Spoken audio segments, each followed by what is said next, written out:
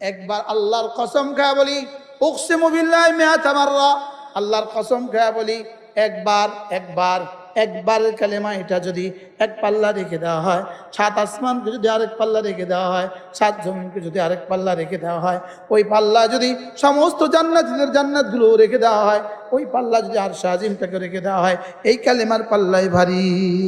আল্লাহর নবী বলেন, কোনো মানুষ যদি ঘুমাবার সময় কালেমাটা 3 বার পড়ে, রাসূল বলেন আল্লাহ তাআলা তার গুনাহগুলোকে মাফ করে দিবেন। যদিও সমুদ্রের ফেনা বরাবর হয়, যদিও গাছের পাতা বরাবর হয়, যদিও বৃষ্টির সংখ্যা বরাবর হয়, যদিও মরুভূমির বালিকণা বরাবর হয়, যদিও আইয়ামাদ দুনিয়া সারা পৃথিবীর সমস্ত দিনগুলো যত সংখ্যা ছিল দিন বরাবর হয়। কোনো মানুষ যদি ঘুমাবার সময় একটা দোয়া আছে, এই দোয়াটা পড়ে,